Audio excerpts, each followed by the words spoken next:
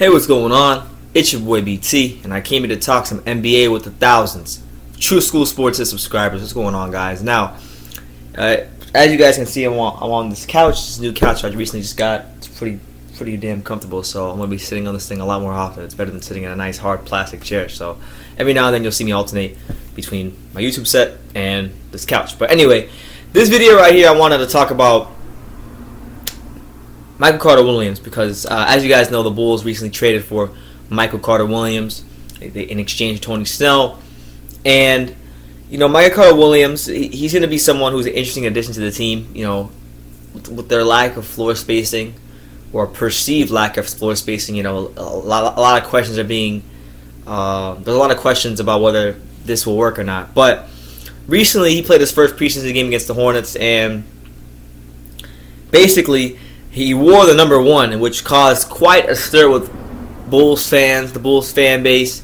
People were very angry and found it very disrespectful that Michael Carter-Williams would wear number 1 for the Bulls. Now, he wore number 1 in Philadelphia, if I'm not mistaken. He wore number 1 in Philadelphia for the Sixers.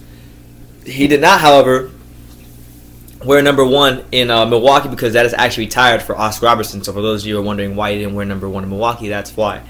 So I'm going to read you guys what he said about that whole situation and get into it myself and dissect it from there. Michael Carter-Williams said the following, I quote, "I've been number 1 a lot. The discussion is probably going to be about Derrick Rose. That was his old number. It has nothing to do with D. Rose, who was great for this city. He's an excellent player.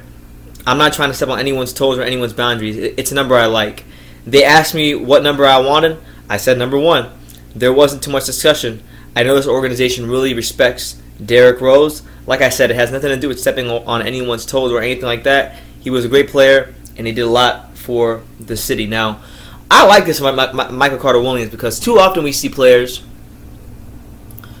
because sometimes we'll see, like, and honestly, like, it really is not his fault because Derrick Rose is still playing, so it's not like he's wearing a retired player's number. But, like, I'll give you an example. I'm a big-time Hornets fan, and, you know, for the number 1, I believe the number 1 should be retired for the Hornets, whether it's for Baron Davis, who took the franchise further than any other player, or Muggsy Bogues, who was probably the most identifiable player in Hornets history. Either one of those guys, I think the Hornets retired their number, but yet you still see guys who play for the Hornets wearing the number 1. We had Lance Stevenson wear it when he was here.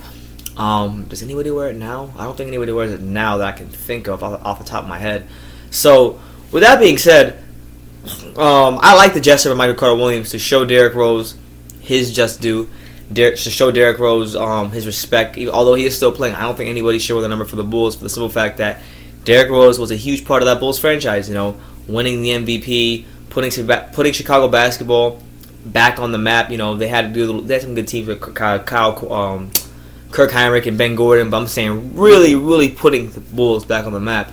And, you know, a lot has been made of the last couple of years of his injury problems, and people have forgotten how great Derrick Rose was at one point in his career.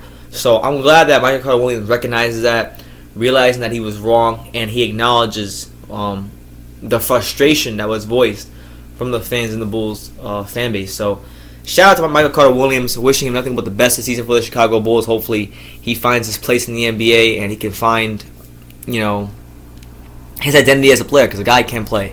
But let me know what you guys think. Michael Carter-Williams gives up his number 1 after only 1 game with the Chicago Bulls in the preseason. What do you guys think about this? Leave your comments down below. Take the time to subscribe, and you can love me or you can hate me, but I'm just a kid from Dang It. So until next time, take care, guys.